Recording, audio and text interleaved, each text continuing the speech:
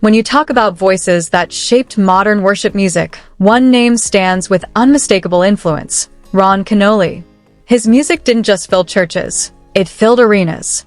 It crossed denominations, cultures, and continents.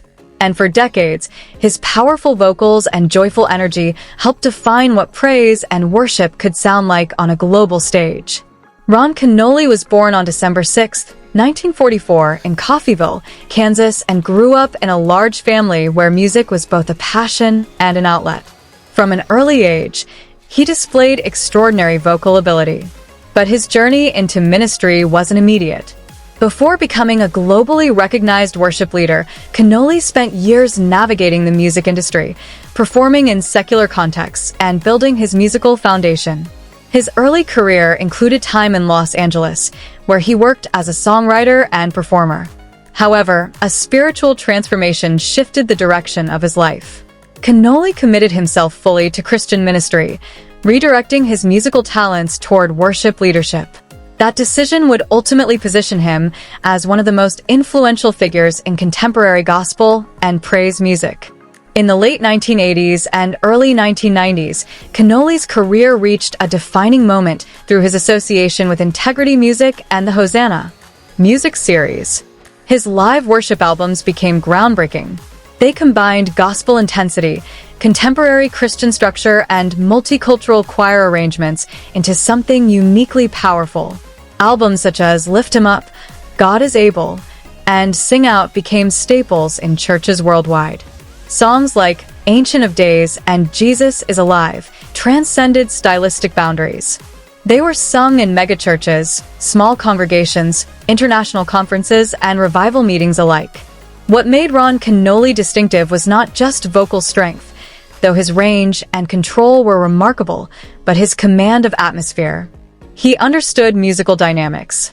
He knew how to build momentum, how to invite congregational participation, and how to sustain spiritual intensity without losing structure. His worship leading felt both disciplined and explosive. In an era before live worship albums became standard, Kenoly's recordings were cinematic in scale. Massive choirs, full bands, high-energy praise sequences. He brought a sense of celebration that resonated globally. For many churches in the 1990s, his albums were training manuals for modern praise teams. But beyond performance, Kenoly emphasized theological depth. His songs consistently reflected scriptural foundations. They weren't just emotional expressions, they were doctrinal declarations set to music. That balance between joy and reverence strengthened his credibility across denominational lines. Over time, Kenoly also became a mentor and pastor. He founded Eagle Rock Cathedral in California and later focused on leadership development, coaching worship teams and pastors internationally. His influence extended beyond the microphone into mentorship and ministry infrastructure. As of the most current verified information, Ron Kenoly is alive. There have been no confirmed reports of his death. Therefore, there is no cause of death to report. Any claims suggesting otherwise would be inaccurate. Today, Kenoly's legacy remains deeply embedded in global worship culture. Many contemporary worship leaders credit him as an early influence. His energetic style helped pave the way for the large-scale worship productions that are now common in churches worldwide. His contribution can be summarized in 3 areas. First, musical excellence. He elevated production standards in Christian worship recordings. Second, congregational empowerment. His music encouraged active participation rather than passive listening. Third, global reach. His songs cross linguistic and cultural barriers, making him one of the earliest truly international worship figures. Ron Kenoly's story is not one of fleeting fame. It is one of sustained influence.